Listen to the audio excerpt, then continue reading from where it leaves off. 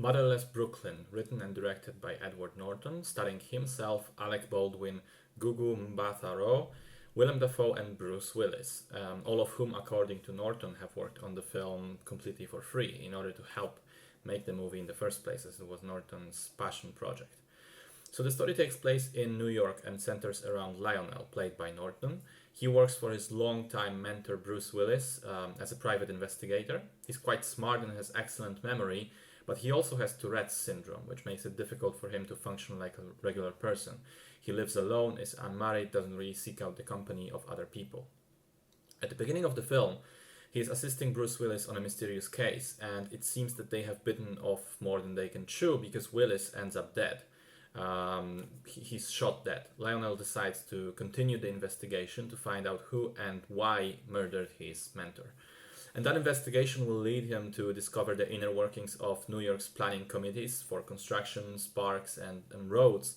And on the other side of that, and the corruption behind that, and on the other side of that, to meet Laura Rose, a young black woman fighting to protect Brooklyn's poorest neighborhoods from being marked as slums and destroyed. So, the story is based on a novel, and interestingly enough, the novel takes place in 1991, the year it was written.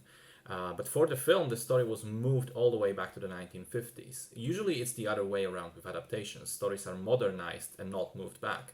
But in this case, I think as much as it was an unusual choice, it was an excellent one.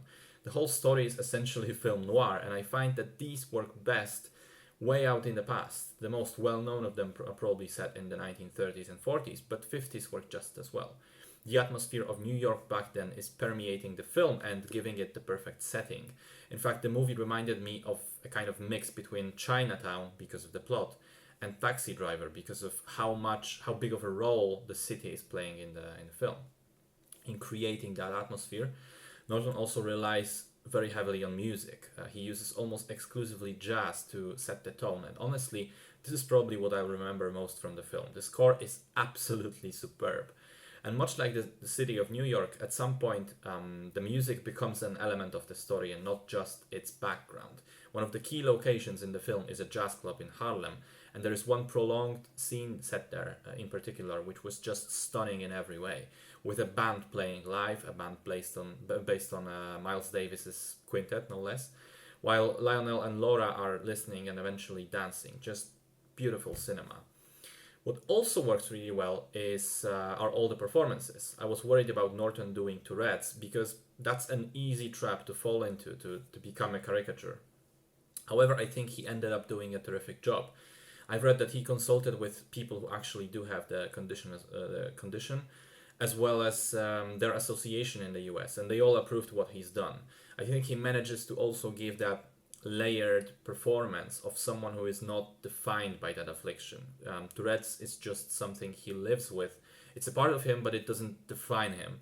And the people that look past it manage to see that he's so much more. I thought he also showed great chemistry with three other actors who play his co-workers. Part of the backstory is that they all go way back to growing up in an orphanage together. And it shows in the subtleties of the dialogue and the conversations and the approach that they have towards one another. It's a really small thing, but I appreciated how it was shown and how it continues to build the world. Finally, I want to mention Alec Baldwin, who plays the villain, Moses Randolph, a guy holding multiple appointments within the city hall and amassing a lot of power without necessarily getting too much attention drawn to him. I think he nailed the role of someone who is not grotesquely evil, who's not the power-hungry type per se, but rather someone who is accustomed to already having power and abusing it, of course. He has this incredible presence which conveys that he feels like he's always the most important person in the room, that he doesn't take no for an answer, and he treats everyone else like they're beneath him. But again, he does all of those things kind of effortlessly, without a second thought, like it's natural for him. Really great stuff from him, menacing but not too overdone. All in all, I think Motherless Brooklyn is an excellent film. It's patient with its story, it has this melancholic, jazzy vibe to it, and most importantly, it transports you to its world completely, which is so important in cinema. It shows that Ed Norton is talented as a director just as much as he is as an actor, and I just can't help but wish that we saw more movies done by him.